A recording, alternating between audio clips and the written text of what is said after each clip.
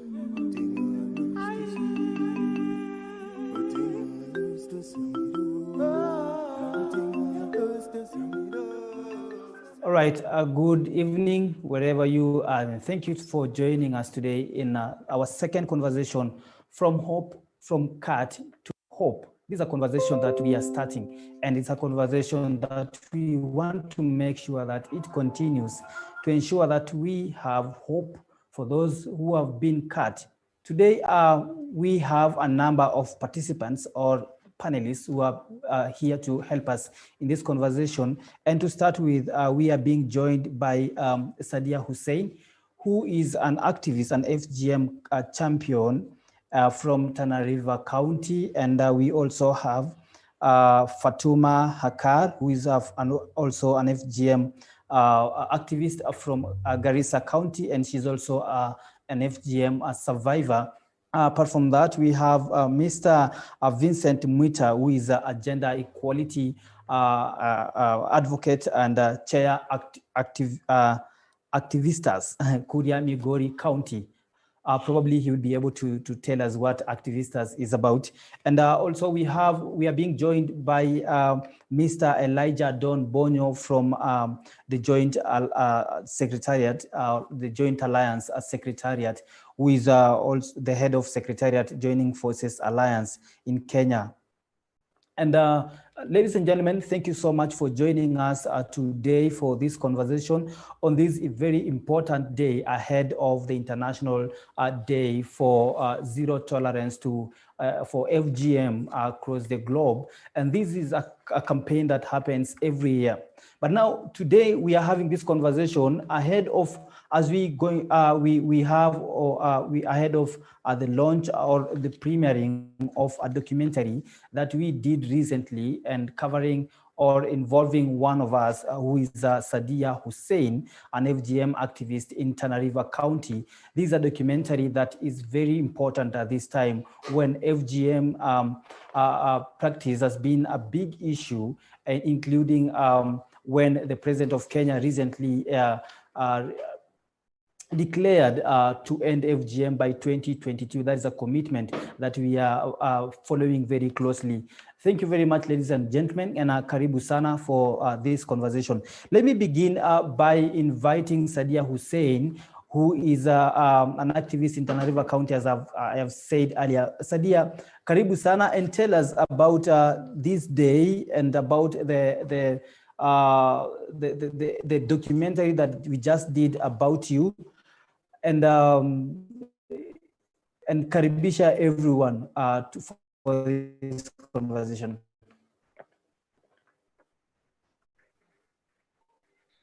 Hello, God, that we are alive today to be able to save other girls from female genital mutilation. Secondly, thank you, Mtoto News, for the documentary, for the coverage, for giving hope to the survivors, and also for this great platform. At least we can be able to discuss and share more. Today, I'm very humbled and honored to be here. First, because what is being shared is some of my personal testimony, and I would like to appreciate all the participants and the stakeholders who joined us today for this great session. I look forward to a very interactive and fruitful discussion after this. The reason as to why we need to give the survivors confidence to be able to speak is simply because it's the same survivors who went through FGM, that their daughters are at risk of being cut again. So are these survivors taking FGM to be a normal thing? Are they taking it as a harmful practice? It all depends with how the survivors themselves perceive it. Are we giving voices to the survivors? 200 million women and girls alive today globally are living with the scars of female genital mutilation. Over 125 million women and girls alive today are living with the scars of FGM in Africa alone. In Kenya, we have over 4 million women and girls who are living with the scars of FGM. Are we there just talking about FGM, excluding the survivors? Are we there to give them the confidence to be able to speak? What if the scars were visible on the face? Would we still lower our tones and take FGM as a normal thing? That's why today I'm very, very privileged to be able to give confidence to my fellow survivors that yes, it happened to us, but it should never happen to our daughters. And how can we make sure that it doesn't happen to our daughters? Is by using such platforms that we be able to raise our voices, share our own experiences. Let us not be further stigmatized. Let us echo our voices without further discrimination or stigmatization. I really want to take this opportunity to welcome everyone. Let's have a fruitful discussion, and I look forward to a zero FGM Kenya, Africa, and the world. Thank you so much. All right, thank you very much, Asadia, for that introduction. I really appreciate for that information that you provided regarding giving a background of this webinar. And let me just begin by asking you that if you have any questions, you have anything that you would like to contribute, you can find us on Twitter. We are at Mtoto News. And on Facebook, we are Mtoto News. You can also tag me at Colin Sorono, and we will continue having that conversation. Let me start by just getting to hear from our panelists. Let me hear from Abubakar, sorry, Fatuma. Fatuma, you were a survivor and also a campaigner in Garissa County. I just want to hear from you, how is it like, how is the experience being a survivor and also now advocating for, advocating against FGM in your community in Garissa County?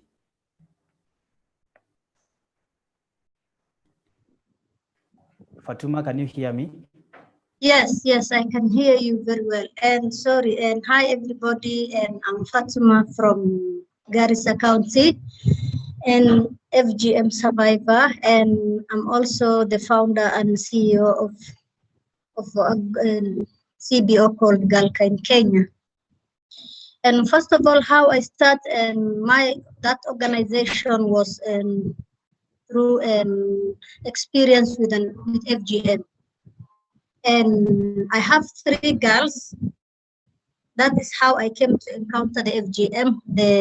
That there is a problem, there's a gap in between like the circumcised and the uncircumcised girl. Because when I brought my girls to this country, and they faced a lot of stigmatization, they faced a lot of discrimination, and from the Duksi. The Duksi is the Quran Madrasa. And so, and when basically, whenever they go play with their friends outside, my children go to abuse. Being abused by the other girls that you are not cut, you are not circumcised, basically you can't touch the Quran, and you can't do this, you can't do that, you can't do this. And so that is how I came into this FGM advocation. And because I wanted to teach the other moms that FGM has got nothing to do with religion.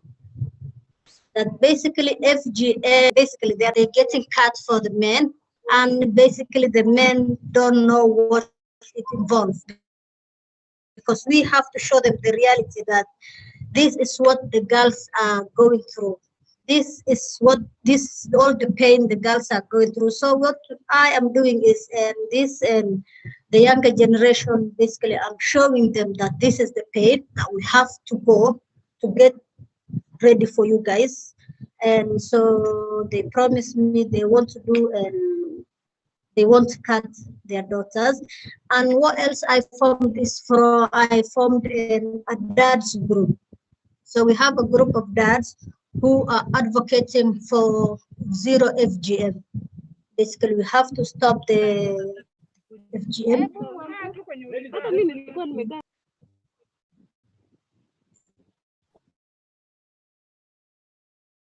Okay. Sorry, Okay, Fatima, can you hear me?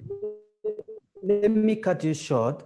And Okay. now just explain to us so far how is your journey being an activist in such an environment where that is a very cultural issue, and it's an issue, though it's not really a religious matter, but it has been some people have put it next to religion, claiming that it's religion says girls should be cut. How is it for you as a Muslim advocating against FGM?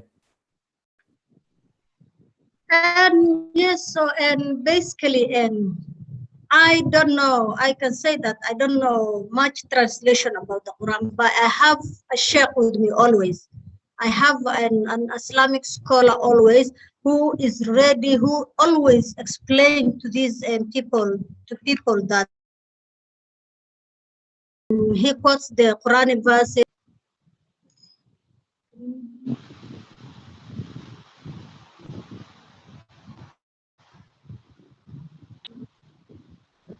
Fatima, go on. I think we've lost Collins.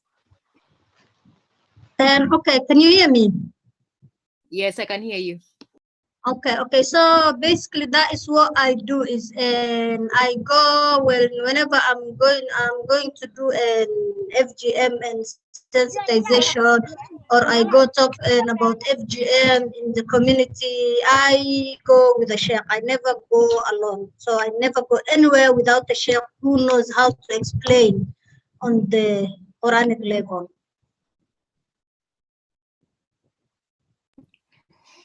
Thank you so much, Fatima. Welcome, Anne. Anne, we are discussing about your experience as being a survivor, and also what is your experience and what is the hope that you can give to people who have gone through FGM. So Anne, you introduce yourself and also the work that you do around giving hope to FGM survivors. Anne, switch on your camera, please. Anne? Hi, I can hear you. I'm trying to switch on my camera.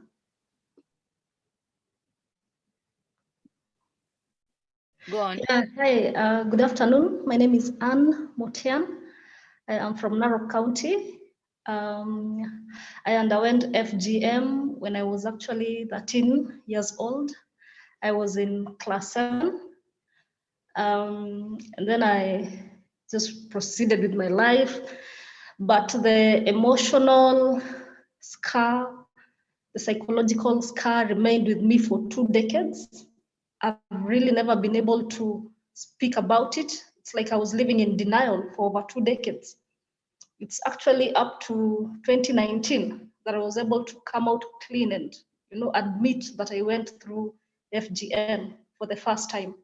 I remember I was in Washington, DC, the Mandela Washington Fellowship, and we were giving our Ignite talks. And I just told myself, why don't I speak about my experience? Why don't I speak about something that I've really been keeping inside for over 20 years? And I came out clean and I said, I'm not guilty. It wasn't my fault. And I have this perspective that so many women have gone through FGM.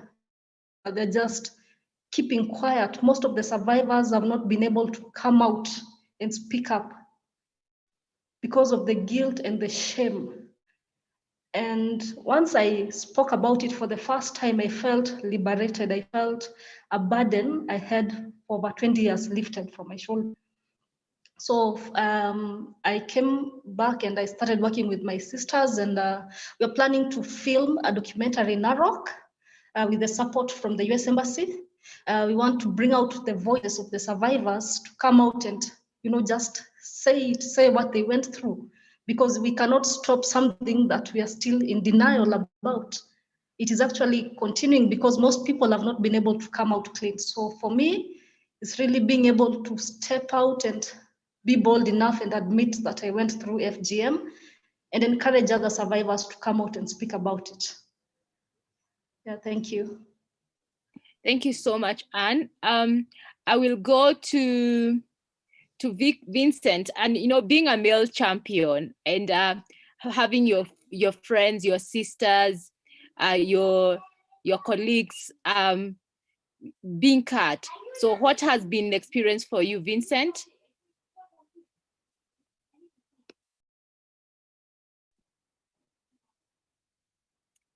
Go on, Vincent. Okay, thank you very much.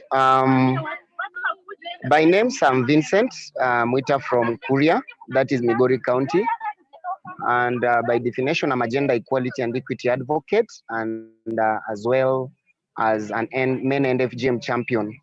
Coming from a community that is one of the hotspot communities that practice FGM in Kenya, it has been really a sacrifice or perhaps an initiative or personal decision that I took as a young person to ensure that I complement the voice of my sisters, the voice of young girls and other women outside here, so that I can be that voice that amplifies the End FGM campaign.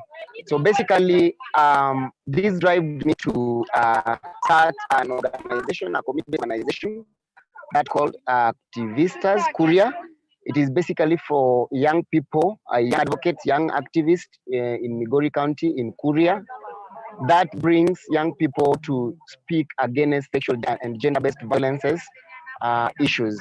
So basically, me personally being a male NFGM champion hasn't been that easier, because at first in the community, I was like, people were perceiving me as somebody who want to indulge in issues pertaining to women, and experience that I really, it really grew in me when I saw girls in my community, neighbors, curtain meetings. I used to see it, and in my community, it's really men who have, because Kuria community is a patriarchal society.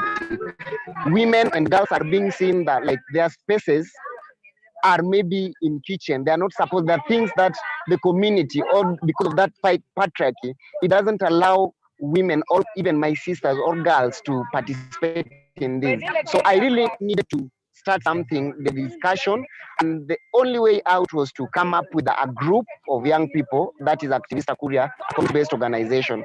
So it has not been easy, but as a young person, as a man, I joined the voices because I've seen from the stories of most survivors from my community, there is one survivor who really influenced me, and she's a nurse activist called Catherine Menganye, and others who come from my community. So these, from their experience, from their stories, and how they've overcome, made me feel that there is hope, even if they were cut without their consent, if they were cut without their consent, because like her as an activist, if she could got an opportunity to say no to FGM, she could have not gone for the cut.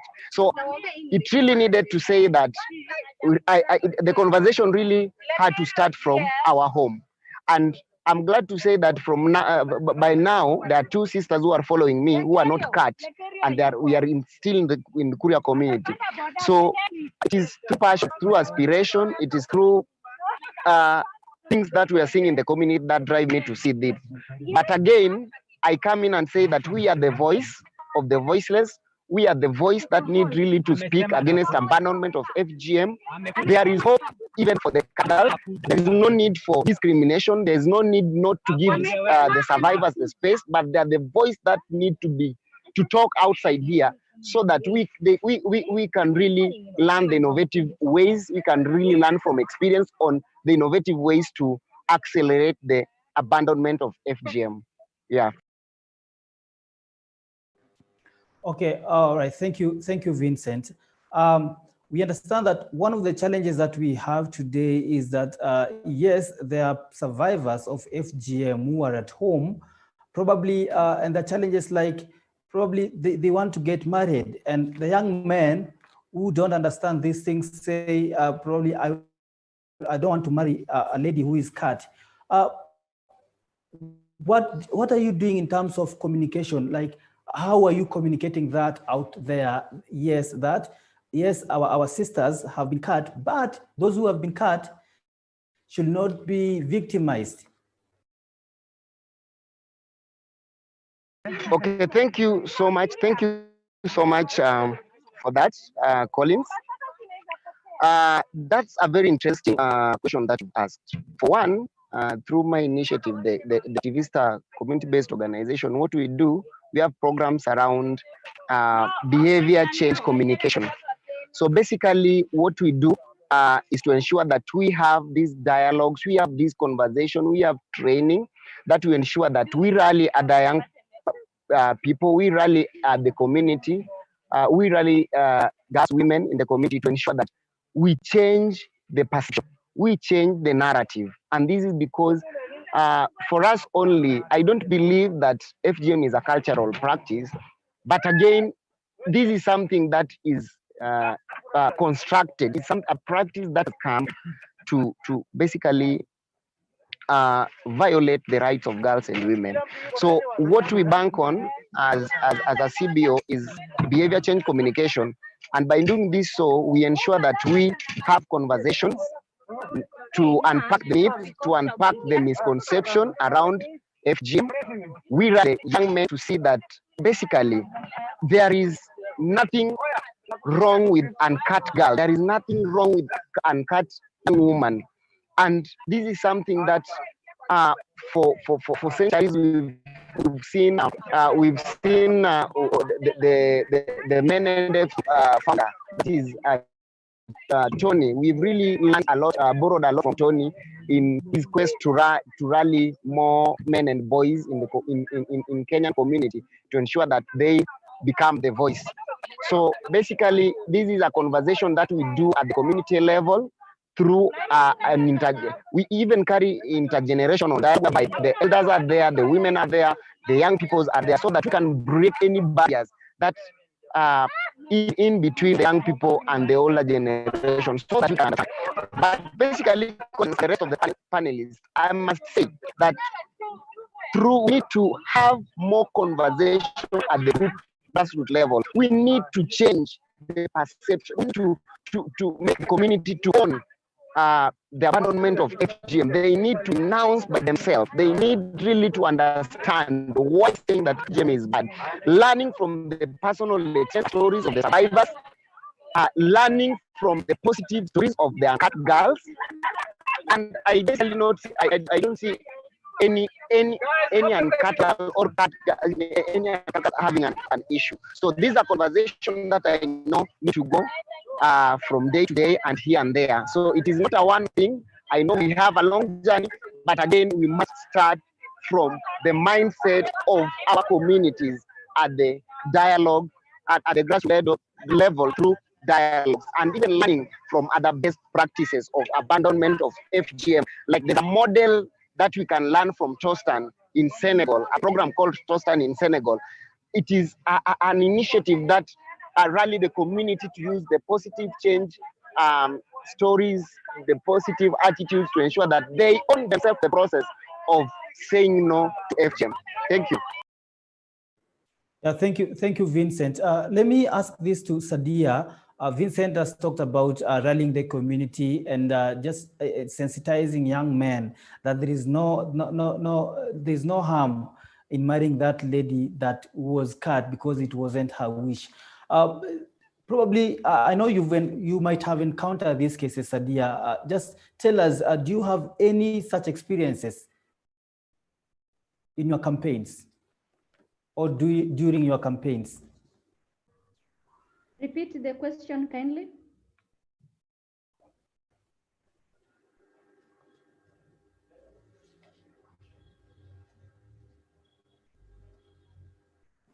Kindly repeat the question. Yes. Okay. Vincent was telling us about how he's trying to change the behavior at the community level to engage young men and tell them to embrace the ladies that have been that have been cut because it wasn't their mistake. Do you have any such cases during your campaigns? Have you encountered any such girls that feel rejected by men because of not being or because of having been cut?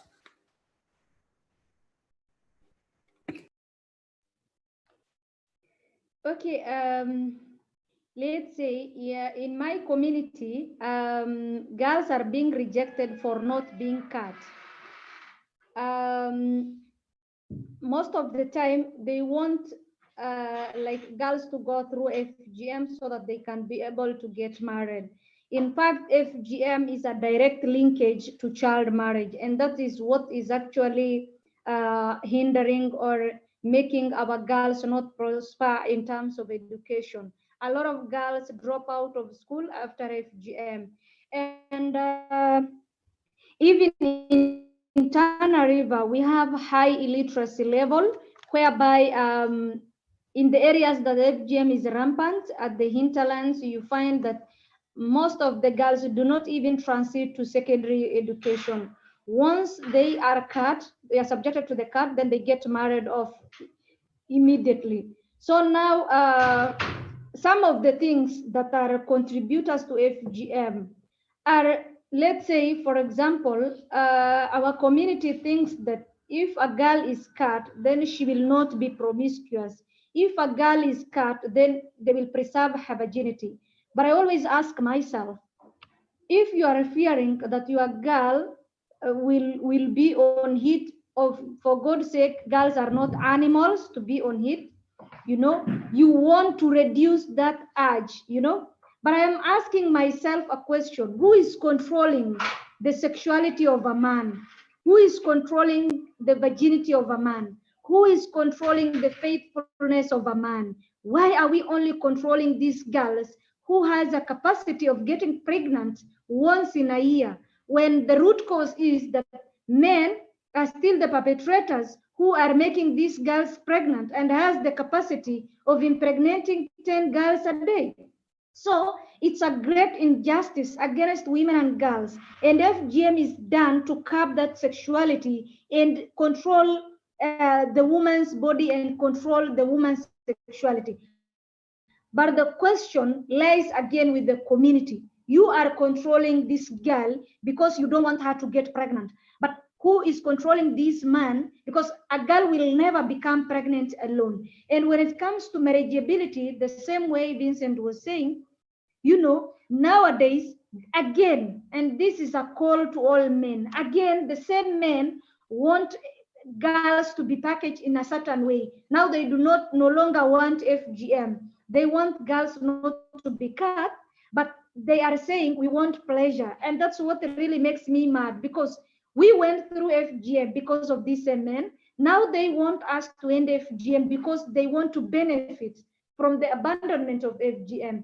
Why not abandon FGM? Because we are survivors. We are victims of culture. We are victims of religion. In the name of religion, in the name of culture, we are put, our life is put at stake, in danger. And most of the time, we suffer because of community demands, because of community pressure, because the society wants girl to look this way or that way.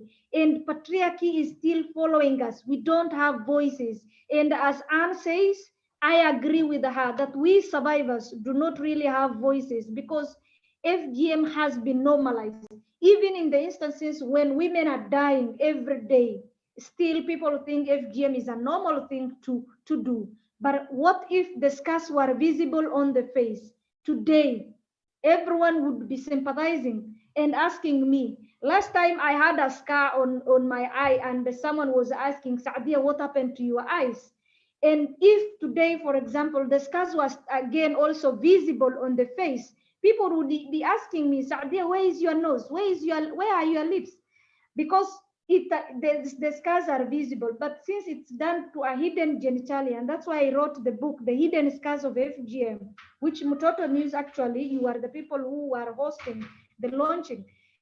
I believe if today the world can understand why we are saying we must abandon FGM, they can understand the complications that women and girls go through, then I believe even the men themselves would end FGM because of humanity, because they don't want women and girls to suffer for a lifetime, because every girl or woman has a right to defend her body. And that's why I believe we must abandon FGM, not because men again want a certain thing to benefit from abandoning FGM. Thank you. Yes, thank you, Sadia. Let me go to Fatuma. Fatuma, what do you do during your campaigns? Probably, how do you deal with ladies or girls who are victims of FGM, who fear coming out or speaking up what they went through?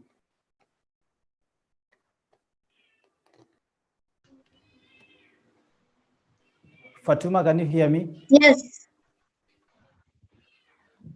I'm asking, what do you do in your campaigns when you meet ladies or girls who are survivors of FGM and fear coming to speak up against FGM because of probably victimization or being because of fear of their lives due to community and cultural pressure?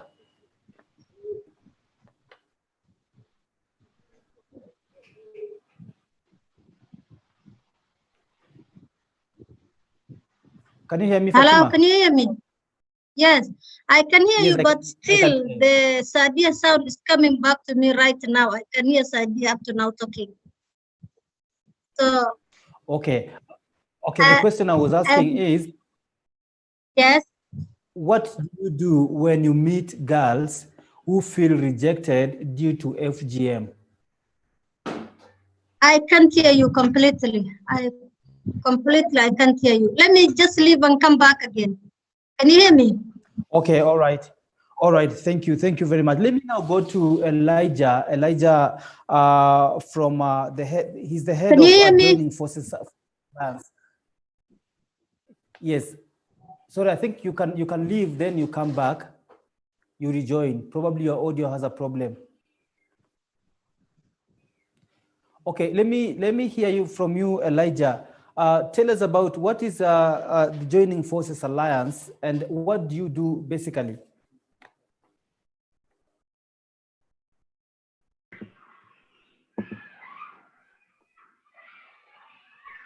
Thank you. Elijah, can you hear me? Yes, I can hear you. Yes. And Joining Forces Alliance has 6 agencies. And these agencies are World Vision, Plan International, Save the Children, Carry the Homes, SOS Children Villages, and Child Fund. And I want to start from the high level work that we do, and that is holding state accountable for their commitments. And as we began this show, you rightfully indicated that the head of state gave a commitment to ensure that we end FGM by 2022, right? The big question then is, how does a commitment translate into action?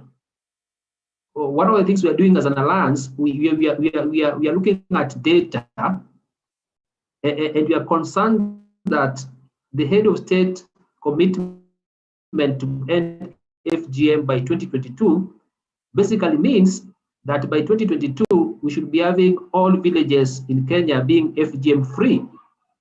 So as we're speaking today, since the head of state made that statement, how many villages are FGM free, for example? Now that's data that we are missing. So we are asking ourselves as Joining Forces Alliance, what then do we need to put on the table for government to provide data that can show us progress towards ending FGM?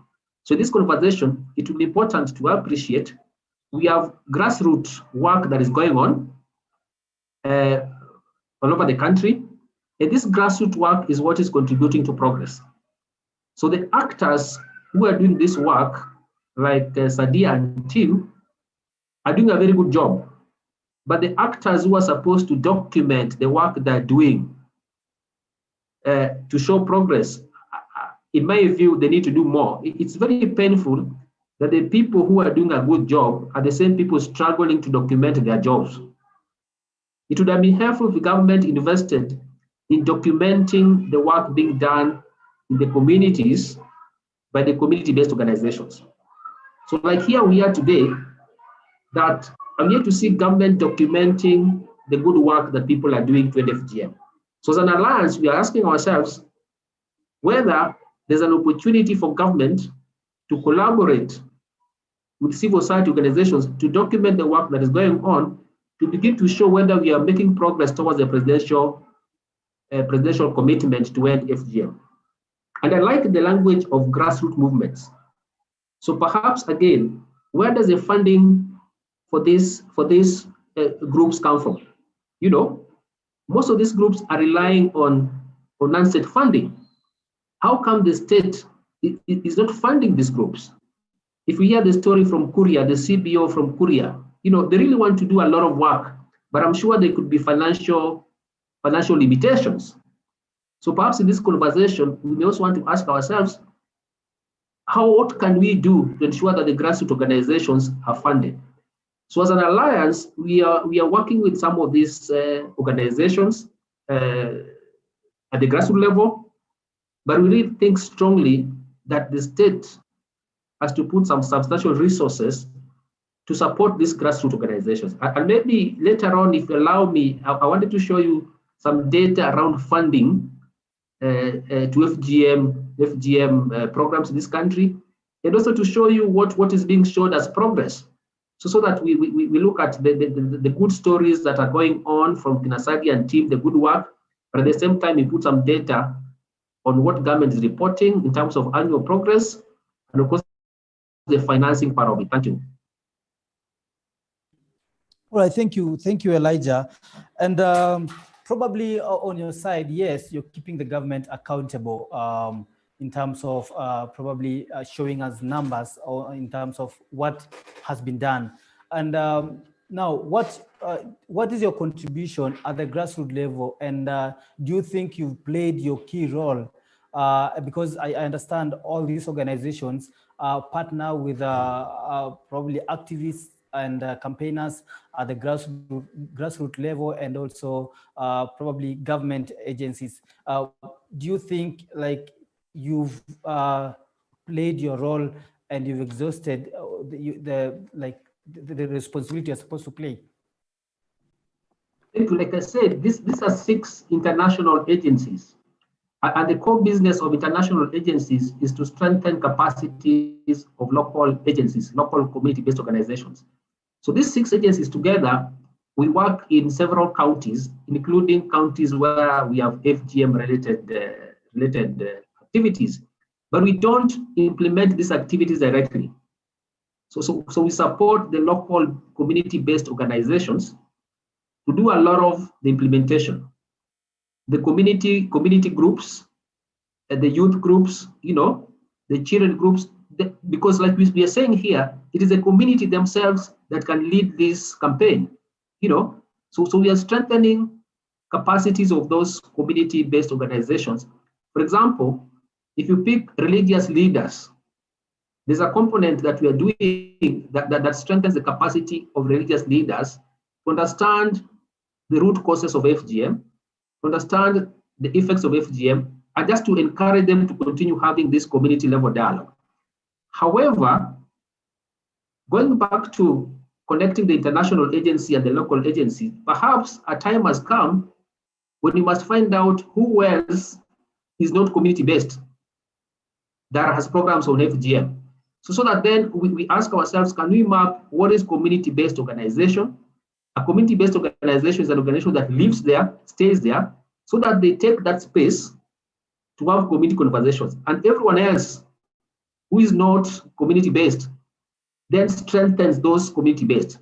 For example, if you pick, assuming we have maybe 300 wards, if you have 300 wards where we want to ensure FGM work is going on, then basically we need 300 community-based organizations, maybe one per ward, that are strengthened to do that work.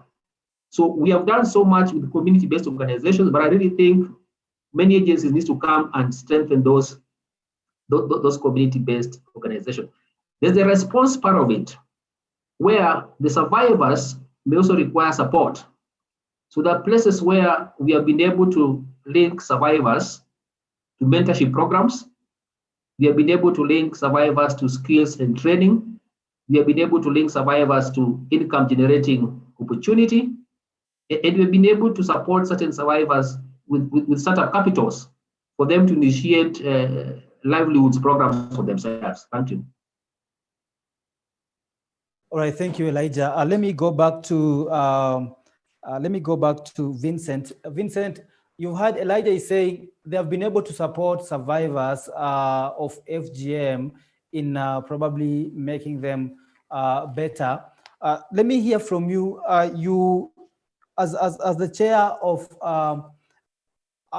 Chair Activistas in Kuria, tell us, do you guys receive any kind of support maybe for survivors at the grassroots level?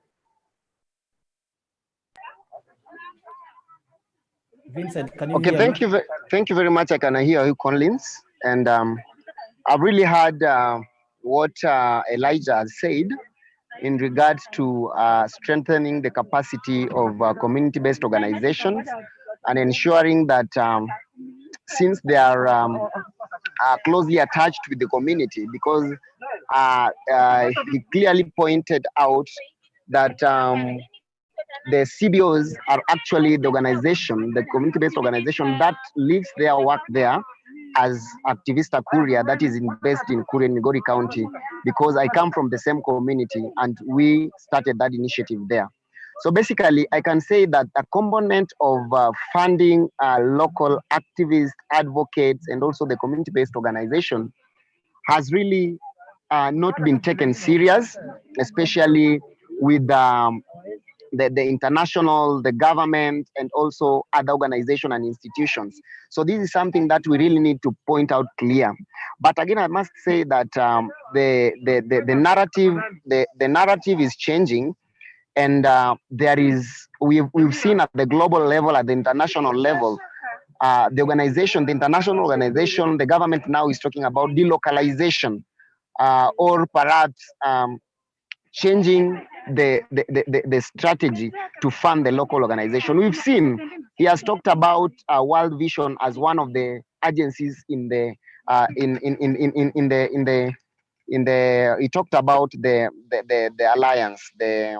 I've missed the point. I've missed the name, but during the launch of that alliance, I was part and parcel of that alliance that will ensure that they look at into issues about children and ensuring that the well-being of children is being done. Though World Vision is not implementing it in Kuria, but again, we've seen from last year, we saw UNFPA, that is UNFPA Kenya, working through World Vision to ensure that they support us, to ensure that we do some anti-FGM activities around there, and also building our capacity. I think this is something that has really started, but again, it is something that is starting. It's something that has not been strengthened, has not reached to some recognized, or maybe some in a good position of, or maybe a threshold that we can say that now the grassroots advocates, activists, and also the community-based organization are now supported directly to ensure that they undertake these activities. They stand by themselves. They change the narrative around FGM. They contribute to the abandonment of FGM. But again, I must recognize that even today, I'm speaking, I'm not in Kuria, but we are currently in our in West Pokot, whereby we want to join the government in commemorating the Zero Tolerance Day for the national, that is Kenyan activity, the national schedule activity. But again, this morning we had a session with the CAS, that is the administrative secretary for agenda, and we also had the youngest administrative as well, that is Mbaka, who also is responsible for ICT. And the message that young people are giving them, or activists and advocates working around female genital mutilation around this country, drawn from different hotspot counties, that is Garissa, Samburu, West Pokot, Kuria, Narok. We are all here in West Pokot. But the message was very clear. We need a meaningful engagement from the government. We really need a meaningful engagement from the institution, from the international NGOs. We really need now to change strategies and also work around with innovative solutions from the activists, from the advocate themselves. That can really work. We really need to work with community-led agendas and issues. So I'll not support him much about supporting grassroots organization and activists, but this is something that really need to be looked into and taken serious, and even the support should be meaningful. We cannot talk about we cannot say about that we are supporting an advocate and an organization is saying that they are at high risk or maybe they are at medium risk. What are we doing about their capacity gaps? What are we doing in terms of capacity building, in terms of ensuring that they are able to be supported? And again, we must also look, as we speak about, and this Sadia must actually agree with me, as activists, as advocates, we have something called self-care or well-being. How are these institutions and also government institutions ensuring that the well-being of survivors, the well-being of as much as we are working or campaigning towards abandonment of FGM? So this is something that need to be really looked into as we move forward toward that abandonment of FGM. And again, I must give credit to Mtoto News that has really converged this conversation. We need more media engagement to highlight, to ensure that we have conversation, we spread the gospel, we campaign even on media. And I need this an investment that that even Joining Forces Alliance must need to continue to strengthen and support to ensure that we have this conversation, because we know the power of local radio station. Like in Kuria, we have a local radio station and other communities that are being heard, and even the community can listen to, and they reach so many people in the community. And we take advantage of these local radio station, TVs, and all that. Total News, can we invest in supporting these kind of avenues and platforms to ensure that we really bridge that gap of ending FGM, as the president directive has said that you need to see FGM by 2022. Thank you very much, Collins. Yes, thank you, Vincent. Let me go back to Sadia, and before I allow Bonyo to share a slide. He has a slide that he will share shortly. Let me go back to Sadia and just to know, Sadia, from your side, in terms of implementation of policies, available policies, do you think probably the government is playing its role fully to ensure that the policies that are meant to ensure that survivors are well taken care of, or survivors are safe? Do you feel like that is fully implemented by government? Sadia.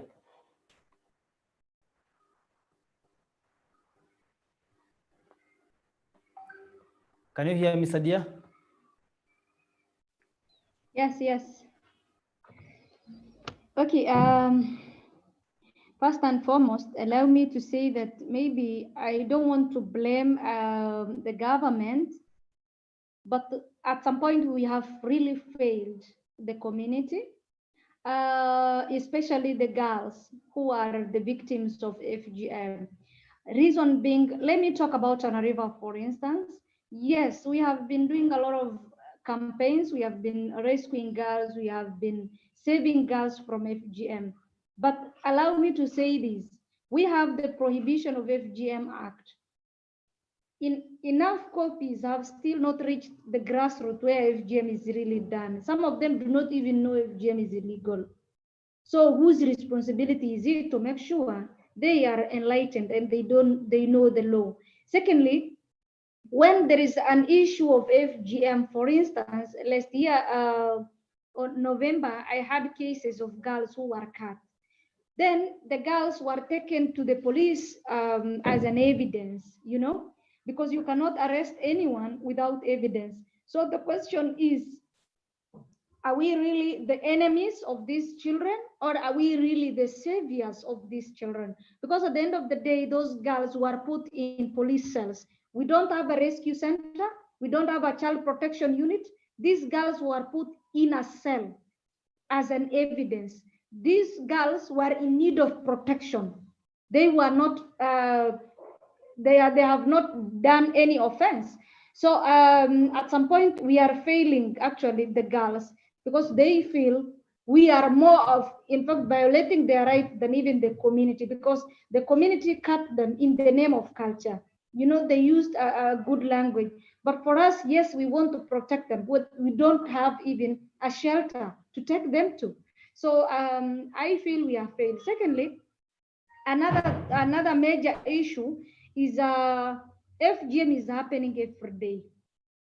Who are the administrators who are the ground who should be reporting these cases? Some of them, their daughters have been cut. The people who are supposed to enforce the law are the first perpetrators, some of them, because if a whole chief can tell you, when we were in Habaswe in training, a chief was telling us, my daughter was cut in my absence because my wife subjected her to the cut. And when we asked, and have you arrested your wife? He said, no, I cannot arrest my wife, you know, and I didn't have evidence because she cut the girl probably when I was away. So my question is, who is supposed to be jailed because of cutting? So if I'm a law enforcer and my daughter has been subjected to FGM and I cannot arrest my wife, so whom are you going to arrest then? Even here in Tana River, just nearby Hola at the junction, we had a chief also who did the same. But he was released, and they said, you know, he's a leader, we should not take action against him. So at some point by day, I ask myself, who is supposed to be held accountable for the law? So at the end of the day, there is no proper like enforcement of the law. There is very, very minimal enforcement of the law. When it comes to the police, let's say, for instance, the way they question the girl is not also child-friendly. So we really need to have child-friendly services at the police, at the chief, and even everyone else who is trying to protect the child should actually ensure the safety of the child and give services that can be actually friendly and be of in good terms with the best interest of the child. Sometimes we further exploit or we further stigmatize the children and subject them to even more violence while trying to protect one right of the child. Thank you. Right, thank you. Thank you, Sadia. Let me go back to Elijah Bonyo. Elijah, Sadia has mentioned something to do with a weakness in terms of policy implementation. As the Joining Forces Alliance, when probably you identify a challenge in a policy implementation, what do you do as a Joining Forces Alliance?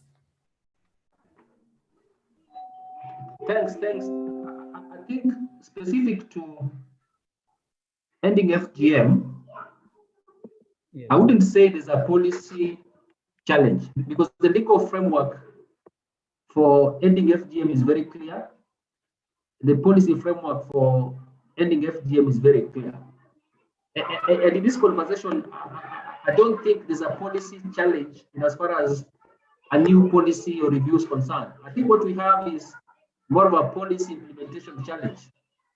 In a policy implementation challenge, what exactly do we mean? We mean that to implement a policy, you require a plan or a program that should be budgeted for.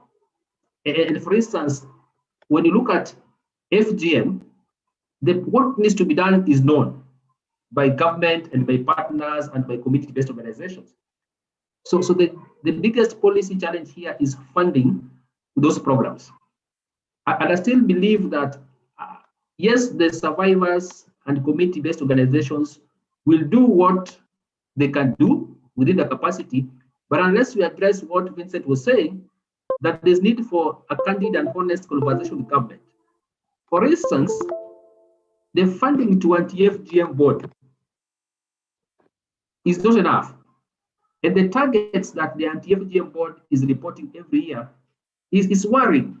And maybe if you allow me, I just wanted to show you that if you can see on your screen, the column written planned targets and the column written achieved targets. Now, anti-FGM board is talking about number of people sensitized. For example, look at this, number of people sensitized. And that in the entire country, in 2019-2020, we were still talking about 24,000 people. This 24,000 people is just a word, or for lack of a better word, it's to be a sub-county. But the board is saying that this target was overachieved. Now, if you move from that and you look at what now has been planned, if you see your screen again, and the FGM board is talking about campaigns to end FGM. And if you look at those campaigns, number of county anti-FGM committees is what is being measured. Number of elders trained is being measured. But look at this, the number of elders trained, that in the entire country, 2021, 2022, we are talking about 2,000 elders, and we are supposed to end FGM next year. Number of healthcare workers, we're talking about 2,000. Now look at number of people reached through cross-border dialogue. The colleagues who are in West Pokot today, are we saying that the government is talking about 100 people? We have cross-border in West Pokot and Uganda. We have cross-border in Mandera and Somali the other side. So this cross-border dialogue, are we honest as a country that we sit down as a government and plan for a dialogue of 100 people? Then in terms of duty bearers, police officers, and chiefs, that in the entire country, we are talking about 5,000 duty bearers. And when you use print media, we know that print media, electronic media reaches many people. What are we talking about? 12,000 people. International days, like for example, honestly, we have the Zero Tolerance Day tomorrow, and we are saying as a country, number of people reached during international days, we are talking about 2,000. So this is awareness creation that we are doing. How many people are we really reaching? Then in terms of money, and this is something that might also be interesting for you, this is millions.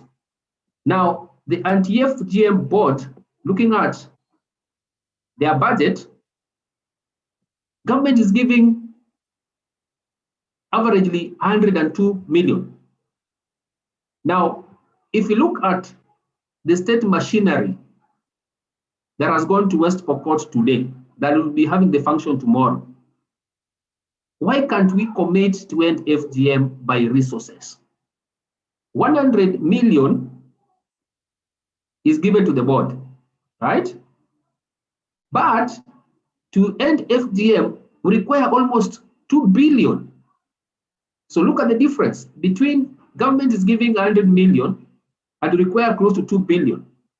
So 1.8 billion, where is it gonna come from? And Vincent and Sadia and Fatuma are saying they need to be funded. And I can tell you for sure, there's a document known as the Budget Policy Statement that is being taken to Parliament by 14th of February. That document does not appreciate commitment of government to end FGM. So between 14th of February and 28th of February, Parliament is discussing National Budget Policy Statement that prioritizes resource allocation. And that statement, there is no commitment in terms of money to end FGM. and the head of state is saying we must end FGM next year. I really think Sadia, Vincent, and Fatuma, and everyone else is doing a good job, but government is failing them. Government is really failing them. Here's the maths. If you want to make sure community-led solutions and community programs are driven, just take the number of villages where we want to make FGM zero-free villages, and assuming that 20,000 villages, for example, and say that in every village, you want to invest there 100,000 shillings, and take that 100,000 shillings to pay community resource persons to enable them move from one place to another, to enable them drink some water and airtime, and do the maths. And take all the money to the community and forget about all these conference things, all this hotel business. I mean, if you do that, then you're taking money to the people required. Thank you.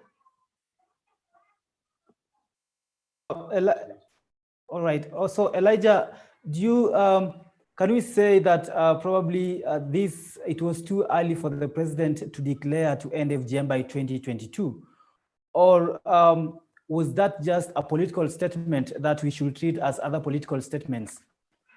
In my view, it was too late. It wasn't too early. It was too late. He should have said that in 2013, the first time they got into power. FGM should have ended by today. So I think it was too late. Remember, we have global commitment on SDGs, and we have one of the indicators around FGM, and the globally people are looking at 2030. So because the head of state made a commitment of 2022, that is good, and would have been happy if Kenya was going to be the first country in the world to end FGM. What must be done? The head of state must fulfill that commitment. We cannot run away from it. So we are waiting to see between now and 2022 what will be done to end FGM. And if FGM does not end by next year, the state has to be held accountable because the state made the commitment. Yes, the community efforts can end FGM, but community efforts to end FGM require state support. And in this case, let's be very specific. The knowledge, the skills, the ideas is available. Vincent has the right idea to end FGM. But Fatuma has the right idea to end FGM. Sadia has the right idea to end FGM. They even have the capacity. That is why they're doing what they're doing every day. So we are not talking about we don't know what to do. We know what to do. The people to do the work are available in the community. What is not available is the money. So can we push the state to put resources? And the tomorrow's speech, for those who are in West Pokot, take the speech after being read by the government officials, analyze it. And if there's no figures in terms of how much the government is putting to end FGM, then just remains another speech. Thank you. Thank you. Thank you very much, Elijah. I'm sure I've just seen Anne Motian, who joined us, though she joined us late. Anne, welcome to our discussion. Just want to ask you a direct question from what Elijah has just said. From you, like,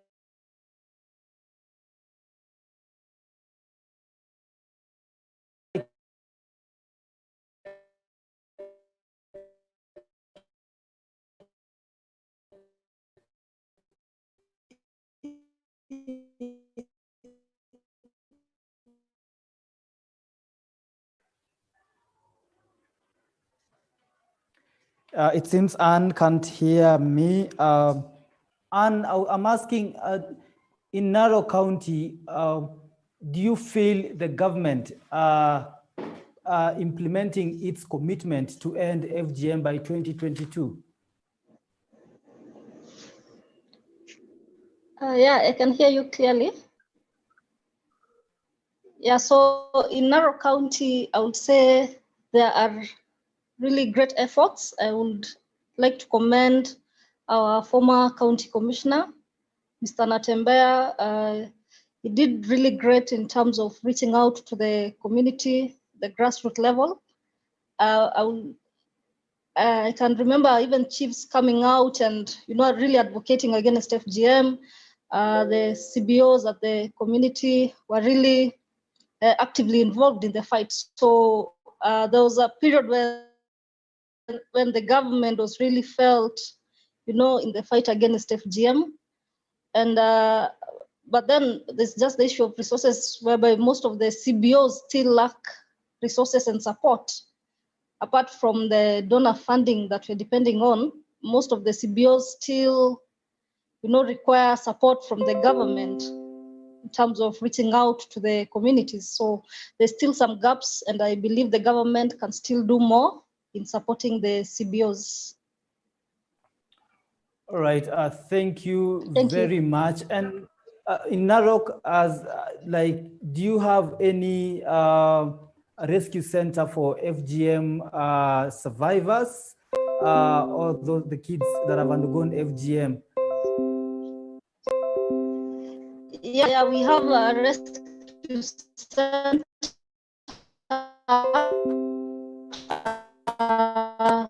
The chair of the FGM board started a rescue center, and she rescued many girls, and they even started a girls boarding school in a place called Wasongiro. So after that, we've had several rescue centers, even in Kilgoris, in Suswa there's one also. So yes, there's a few rescue centers where they are really taking in girls who are mostly running away from home. Yeah. Right, thank you very much, Anne. I'll come back to you later, but let me go to Fatuma Haka. Fatuma, we lost you before you made your contribution, but let me ask you also, do you have probably any rescue centers within your area, and do you feel the government support in terms of rescuing girls and helping survivors? And hello, and I hope you can hear me now. I'm on my phone. Yes, I can hear you. In terms, first of all, let me start with in terms of support from the government. And at the moment, we don't receive any. And basically, when we, like Sadia was saying, when we rescue girls, and maybe call the authorities, the police or the chief or those things, and basically what they do is they don't treat the girls well, first of all, and they don't treat the girls well, and the way they treat us even is, I don't know what to say, is very bad. And they say basically, and there's a time that I call a police. There was a circumcision going on, and then I called the police. When the police arrived, they basically told me, why are you calling me for this? This is normal, so unatupotezea wakati. So they didn't help at all. They just went. And so that is where we are, and in terms of government and help, there's no resources and no any other help. And for rescue center in Garissa, and we have, I think we have one, and that's being operated by the county government. And that one is where basically when we get a runaway girl, she runs from FGM, that's where we basically take her. And also I have a center. I have a center in a village. It's like a women's center that I teach the circumcisers alternative livelihood so that they abandon the cat. So, and that is basically where I take them when I get them from the villages. So I hold them there before I bring them to the town. So that's what we have at the moment. All right, thank you very much, Fatuma. And remember, you can ask your questions via our Twitter handle is Mtoto News, and our Facebook page is Mtoto News. You can ask your questions, and I can see a few questions here. Someone is asking, what are some of the practices that you can encourage communities that are enrooted to FGM as an alternative rite of passage instead of FGM? Let me ask you, Fatuma, that question, because you just mentioned that you train you train circumcisers on alternative right of passage or probably livelihood matters. Just tell us, what do you do? And basically What what we do is, we have a women's center in a small village. So and in that village, and we don't train only the circumcisers. We train and the circumcisers and the survivors, all of them.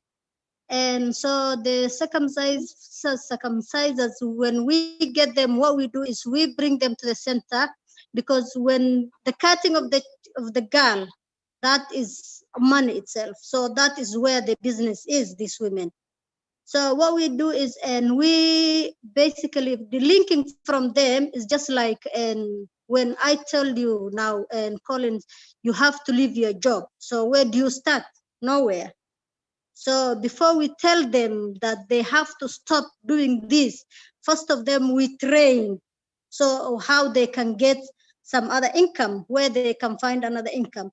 So on that process of training, now that is when we talk to them and tell them, please, can you stop harming these little girls? And can you maybe at least go find another income from what we trained you from?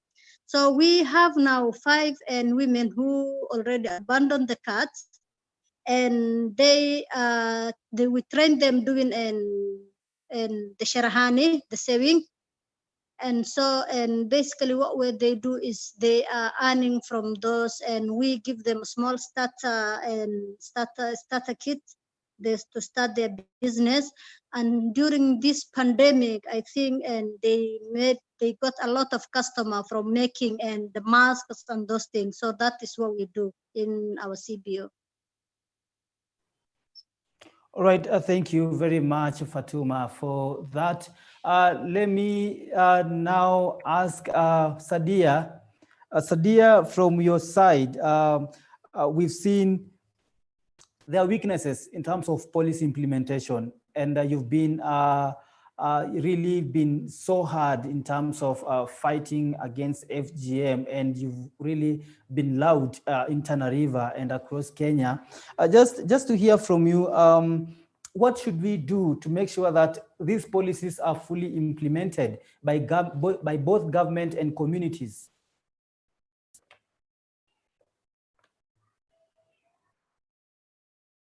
Sadia, can you hear me?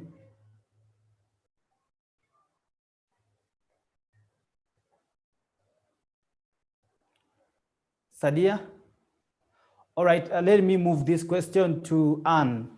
Anne, you've heard about the weaknesses that we experience in terms of help from the government, and that weakness in terms of policy implementation to guard the survivors. What should we do then, Anne? Yeah, thank you. I would really recommend that, some of these implementation strategies should be institutionalized. For example, the Department of Public Health is really working hard towards the eradication of ODF, open defecation. Why can't we have efforts like that to eradicate FGM through maybe the Department of Public Health, the county government? So for me, it's like everybody's responsibility is really nobody's responsibility at the end of it. So we need to institutionalize and give a certain government department the mandate to really go to the grassroots and really work to liberate and deliver villages.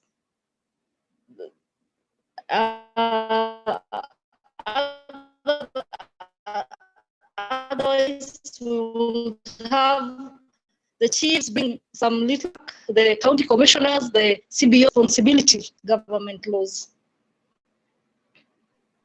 All right, thank you, Anne. Let me go to Vincent. Vincent, do you think there is anything else that should be done to make sure that survivors are well taken care of and they are safe?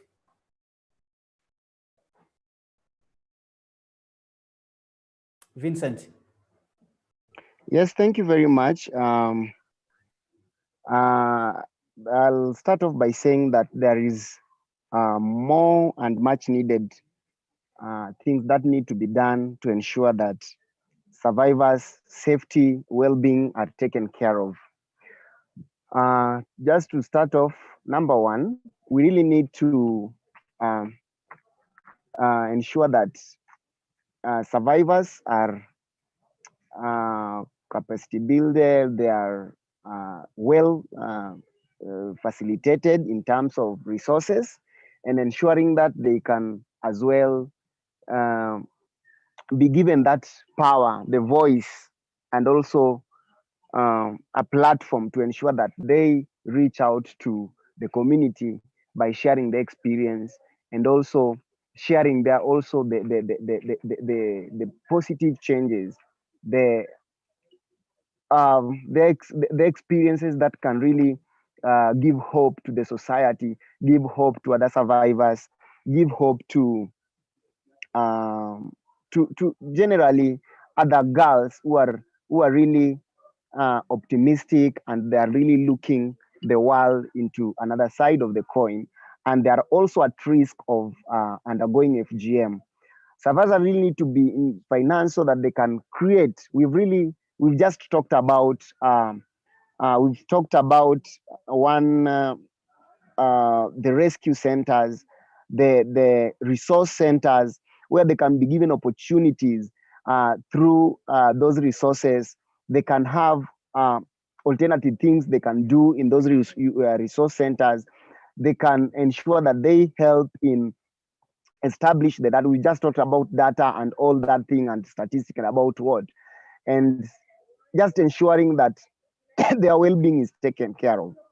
Most of them are at risk, and Sadia can tell you this, Catherine can tell you this, Dewey the other side, and many other from different counties and communities can tell you that, for one, especially to continue advocating against FGM, her well-being is really important. They really need to feel the safety, because at most sometimes the community don't want survivors to talk. The community don't want to give platform to survivors. And this is something that most of them was done without their consent, was done without their willingness, was done before even some of them can tell you they did it. FGM was done to them so many years when they were really young. They didn't have the bargaining power. They didn't have the power of choice to make choices, to say yes or no. You get such things. So they really need to be given that platform and also support so that they can really continue to be the voice. They can continue to, their voices need to continue to be amplified again, to continue talking about FGM. So I think their personal well-being and maybe their self-care, this is something that the institution, the government can really look into, and also ensure that as they campaign against FGM and other sexual gender-based violences, their issues or their lives are not put into risk. They are not stigmatized. They are protected by the state, by the government, as they do the initiative, as we advocate, as they work here and there. Their safety need to be assured, and also resources put close to them, as per the contrary with what other institutions are saying, and even the government. So we are really looking into this. And Elijah has really talked about a key component. As the world, as the country and the world will be marking Zero Tolerance Day to FGM tomorrow on 6th, and we shall be in West Pokot. I'm currently in West Pokot, and we are really gearing towards tomorrow. So we really also need to see the government talking about statistics, the new statistics. We are still relying on statistics that were conducted long time ago. We really need to see what are the milestones that the government, as the government says that as the president commit that he wants to end FGM by 2022. Is there a concrete data that give us direction? Are there resources? Where is the budget? As the government makes budget, is fight against FGM really funded? Because you cannot talk about ending FGM and we are not availing resources as the government, as the as other institutions and partners and stakeholders. Because we all know that ending FGM is a collective responsibility. It's something that the government really need to look it with an intentionality and ensuring that all of its engagement are meaningful. As they talked about ending FGM, they also talked about funding activities geared towards abandonment of FGM, and these need to be started. So we are really hopeful, and with other activists who have camped in West Pokot here, we are at Kapenguria right now, and we'll be heading tomorrow to Alale. We want to see the government talking about statistics and the government talking about investing and supporting and funding anti-FGM activities. So thank you. All right, thank you very much. Let me go back to Elijah. Elijah, there seems to be a disconnect in terms of policy, available policies and implementation of policies. That is a discussion for another day. And of course, we'll have to engage the FGM, the anti-FGM board chair, so that we get to know, to understand all these issues regarding budget allocations and statistics and all that. But let me move to what are you doing as the Joining Forces Alliance in terms of supporting communities or in terms of supporting activists at the national and county levels? Thank you again. Moving forward, we have a commitment to map out who are the community-based organizations. We are looking at county-specific and ward data. So one of the things we want to do is to have conversations with these community-based organizations and agree with them on the nature of technical support they require to inform the support we give to them. So we are not proposing a top-down support. We are proposing that once you get this data in collaboration with the anti-FGM board, they will be able to design a sustainable way of working with community-based organizations, basically strengthening the capacity of community-based organizations to do what they need to do. So as Joining Forces Alliance, we want to step back from direct implementation and have a conversation with the colleagues who are here and others who are not here, who represent community-based organizations, on the direction we need to take moving forward. Because like I said earlier, they know what they need to do. We all need to agree on what do we strengthen them to enable them to do that which they really know how to do and they are already doing. So as Joining Forces Alliance, we have some commitment on this. We have some number of sub-counties that we want to target to support. And these sub-counties are specific to the FGM, the communities where we have FGM. And this we're going to do in collaboration with the anti-FGM board. Thank you. All right. Thank you, Elijah. And I think I saw a comment. There is a comment here from Catherine. As much as we have rescue homes, they are individual or organization initiatives. We would like government to step in and provide for safe houses in all counties. That is, I think, a very important point. We have individual rescue centers and probably those are built by private organizations, but there is need for government to bring its efforts in terms of building rescue centers. Then Vincent, you're saying the safest place a girl can be, it's at home. We must make our community and homes safest place for this generation. Thank you, Vincent. And you continue to say the safest, I think that is a repetition of that statement. Thank you, Vincent. Any questions? Do we have any questions on social media, on YouTube and probably on Facebook? But before we go to those questions, let me hear from each and every activist as we head towards tomorrow, the International Day for Zero campaign against FGM. Let me hear from each of you. Sadia, what is your plan from today moving forward? Because yes, we know there are loopholes, there are weaknesses that are there between government partnering between government and activists on the ground, and now we don't stop there because of the weaknesses. We have to move forward. What are you doing, Sadia, in terms of continue working or fighting against FGM? Sadia? Kindly come back with the question again. I couldn't hear you well. Now I'm asking, what are you doing now to ensure that you continue with the campaigns against FGM, or to make sure that we meet the president's declaration of ending FGM by 2022?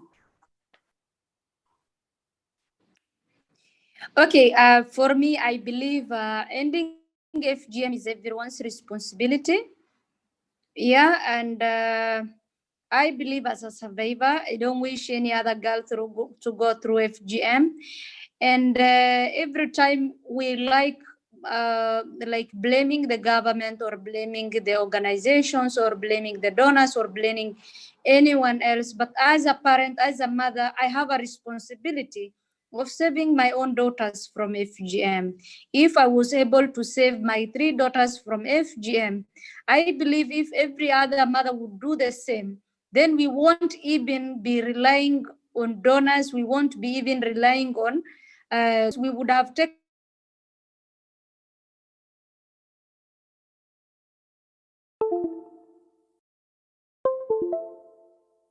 the president committed to end FGM by 2022. But I'm very sure he might not be even able to come to Tana River to say, I've directed this and end FGM. It's the system that should work, the administration that should work to make sure they achieve towards the president commitment or directive. But unfortunately, at some point, if it does not work, then we will not wait for them to act.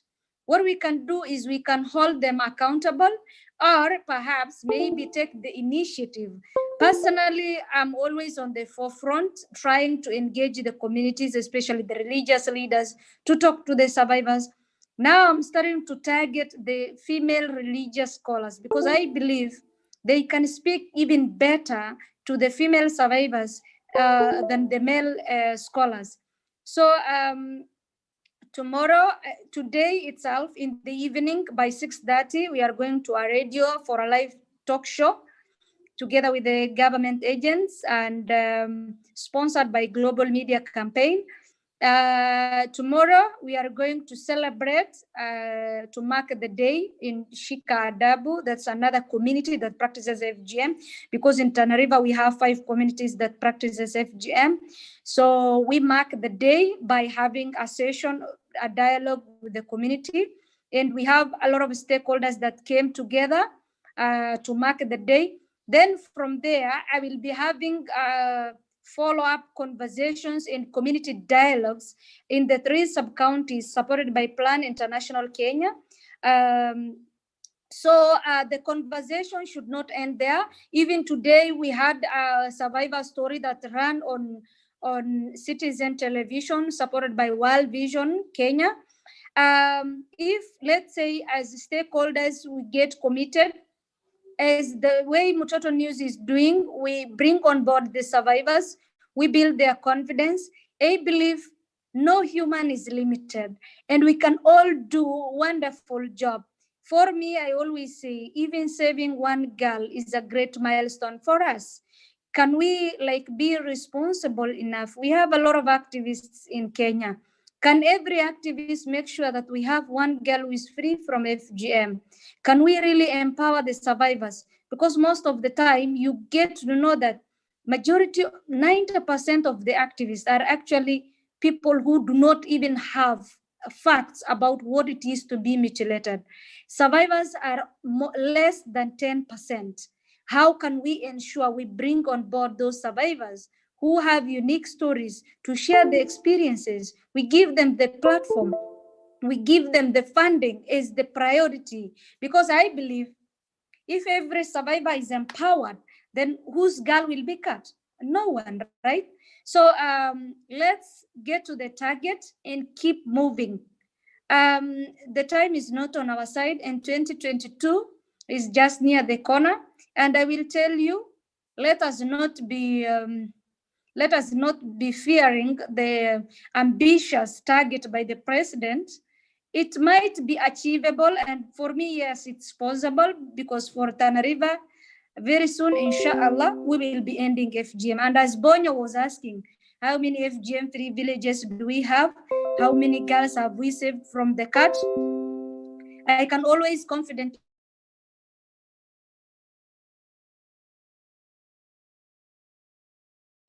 say we have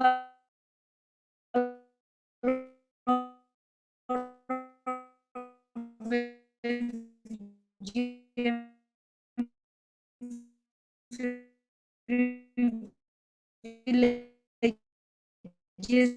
right now.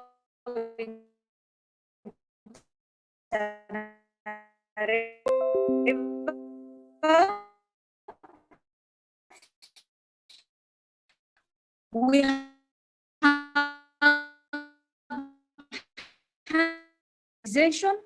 but with this proper funding. Thank you.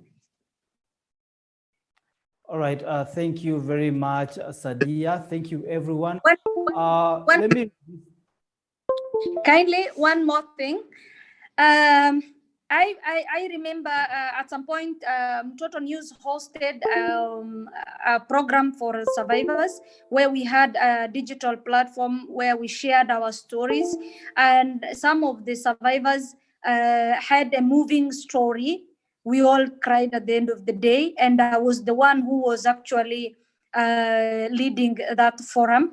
So I believe what Fatuma is saying, what Anne is saying really makes sense to you, right? So if that's the case, how can we get more of these survivors? How can we get these survivors being funded who are on the front line, sharing their own personal testimonies, who have these painful stories? How can we make sure that we fund them, we empower, we build their capacity, and we make them the front line who can actually help us end FGM without sidelining them? Because most of the time, the people who are there, given the platforms, given the chances, are not even people who have experience or facts about FGM. How can we make sure that we support Fatuma, we support Anne, we support Catherine, as the way he told you? I'm sure we had Catherine in our forum. How can we make sure we support those women who are survivors from Isiolo, or all the survivors who are from these hotspot counties, that we make sure that they are on the front line and help us achieve zero FGM? All right, I think there's a good question I can take to Elijah. Elijah, do you mind answering that question from Sadia Hussein? Just ask the question again for clarity. How do we make sure that the survivors are funded to make sure that their stories are highlighted in the media and encourage other survivors to speak? If it is to be government funding, the government financial year, the next financial year is starting on July 1st this year. The government has already put in place its programs and budgets. I can confirm that the programs I've seen and the budgets I've seen being prepared from Anti-FGM board in Treasury has no provision for funding survivors. So let's be clear on that. And if we are to influence government to fund survivors, the safest route to take for now is to begin this advocacy by engaging members of parliament to prioritize that. If Anti-FGM board has not prioritized funding survivors, and Anti-FGM board took their priorities, the State Department for Gender, which has taken priorities to Treasury, it means the priority to fund survivors for the next 1 year is not there from government. That I can confirm, AICO. So if we must make sure it is there, then we must petition Parliament to fund survivors. But remember, there are initiatives that government funds already. the youth fund, the Uwezo fund. Perhaps we can have conversations around Uwezo fund, for instance, to be at the national government affirmative action fund by the women members of National Assembly, the county women reps. Perhaps you can have conversation with those institutions to prioritize initiatives by survivors. That's another option. It's possible to achieve that. So it's not necessarily an FGM board to help finance survivors. Uwezo Fund can support that. And of course, even county governments. If you have conversation with county governments, especially departments responsible for gender-related affairs, then if their livelihoods programs, they can say, we'll put some resources and we'll prioritize giving grants to groups of survivors to help them advance the campaign to end FGM. So the county government is also an option. And very lastly, to the donor community, I think that idea is very good. And perhaps we need to have conversations with donors again, whether they can have specific programs to finance community-based groups consisting of survivors. The only thing they may need to do it is the funding arrangements, whether the community-based organizations will fulfill the requirement of some of the donors is another matter, but I think the idea is very good. We can take it up as an advocacy agenda that we can do out of this platform. Thank you. All right, thank you very much. Let me give, I think, everyone a minute to just wrap up. Let me go to Fatuma. 1 minute to wrap up your final sentiments. Hi, Colin. Sorry, before I wrap up, please, can I ask Elijah one question, please? And yes, it's about the Uwezo Fund. And the Uwezo Fund is a grant that you have to repay back. So as a CBO, that's a non-profit organization, how can we take the Uwezo Fund and without repaying it? Just want to know that. Okay, I think let's agree in principle number one that survivors require support, financial support to do the activities. And financial support to survivors have several streams. There's what we call grant that you don't refund. And there's what we call a loan that you refund. So I'm just indicating that several funding mechanisms are available. So even the loans, when you take the loans, it can empower women groups to do income generating activities, and they get profits, and those profits they can use for community activities. Now, if you take the loan, obviously you have to repay. So it's a conversation that we can have and just look at what funding mechanisms can we put on the table as our advocacy agenda, so that then we advocate for the right funding mechanism for community groups and survivors campaigning to end FGM. But if you allow me again, you must also ask yourself this question: how much money has been spent in this country to end FGM by NGOs? So even NGOs must be held accountable. We really must ask the anti-FGM board to tell us over the last 1 year, if we had 1,000 NGOs implementing anti-FGM programs, each of those NGOs must put on the table how much money they have and the evidence they achieved. Now, if you don't hold NGOs accountable equally, then you could be having a lot of wastages. So two key things: hold the government accountable, fine, but we must also hold the NGOs accountable. The same standards for holding government accountable are the same standards for holding NGOs accountable. Thank you. Thank you very much, Elijah. Of course, that discussion on accountability and financial matters, of course, it's a very wide discussion that we'll continue having here. Let me give each one of you, I said 1 minute. Anne, let me give you a minute, kindly. Just a minute to give us your final sentiments.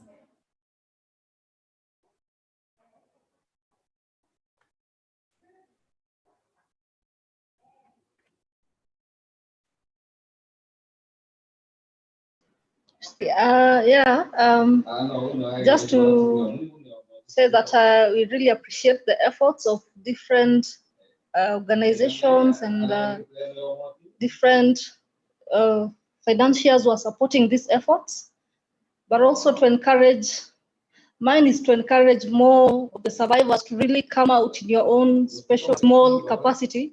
Sometimes you don't need funding to just, just encourage a group of people to just come out and, admit that they went through FGM. I really was not funded to come out. I came out of my own, just decision. So just to encourage more people to really come out and strengthen the efforts in their own small way and in their own small capacity. Otherwise, I really appreciate for the opportunity, and I will look forward to more collaborations in the future. Thank you. All right, thank you, Anne. Let's hear now from Vincent Mwita. Vincent, just give us your closing remarks in 1 minute. Okay, thank you very much. Just to start by appreciating Total News that has been hosted by you and also the rest of your team. Just to say thank you very much for the platform, for the opportunity, because these are the areas whereby platforms that give us opportunity to voice out and give support as men and as boys, give support to girls and women who are statistic to the FGM, and also those who are at risk. So basically to appreciate you from Total News and looking forward for more partnership, and especially for our CBO. If you guys can support media issues, we can always have conversation even with the young people who are digitalized to ensure that we take this conversation to another level. Secondly, I will just want to say that the theme of this year for International Zero Tolerance says that activities around FGM need to be funded. We need to unite as a collective responsibility, and also we need to act. I think Motian has really talked about, he was never supported, sponsored to come out as a survivor, but it is a personal responsibility that each and everyone has to just act, to do whatever we can do at our capacity to ensure that we get to zero in matters regarding female genital mutilation. And lastly is to appreciate what each and everyone is doing. What Sadia has done to this country in Tana River is really amazing. Personally, we've met with her, we've done a lot. We've gone around several hotspots counties together with her, and her book is really encouraging. Motian and Catherine from Narok County doing a great job. We've done so much with them. And the rest here who are represented, and other activists around the world, just to say that let us hold on, and also let us put, in terms of governance, accountability, and also transparency that you really talked about, let us also have our government accountable with budget or without budget. Collins, you really said it so well that we really need to petition. Those things that cannot get into budget during the budget making processes, let us champion them, and also let us ensure how we petition them. I've petitioned my county government using our platform and the young people, my CBO, to ensure that they allocate some funds that ensure that help girls during the COVID-19. And this is something practical that we can do deep down from our county assembly governments and also at the national level. So thank you very much, and looking forward for more engagement. Thank you. I've taken more than a minute. Thank you. Sorry. All right, thank you very much, Vincent Mwita, for that closing remarks. Just to mention, the documentary that we just we concluded that we were supposed to launch today is already premiering online. So if you're watching us right now, go to YouTube. You'll find documentary already airing, and it's a very good opportunity for you to get to understand the history or the story of Sadia Hussein, who is an FGM activist. To all those who joined us today, I really appreciate this. Just the beginning of this conversation on survivors, and it's actually part 1 of survivor stories. We are going to do part 2, part 3, part 4, and part 5, and going on and on and on, because we want to tell stories of survivors, and also encourage others to tell their stories, so that we end this vice together.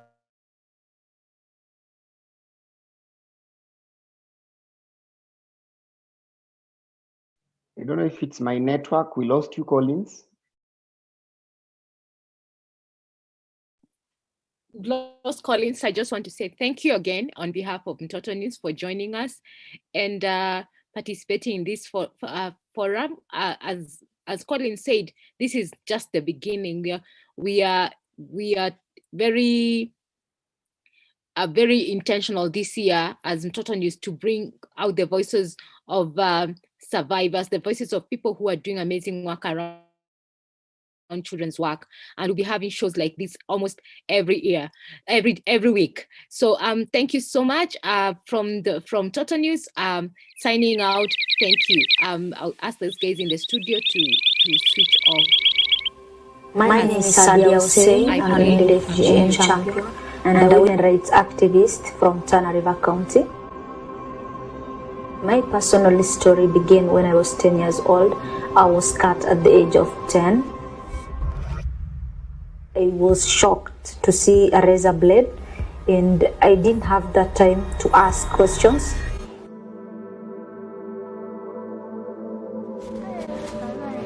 Today I have 3 daughters who have never gone through FGM, and it was really challenging for me to be campaigning against a culture that was believed to be a social norm, something that people really valued so much.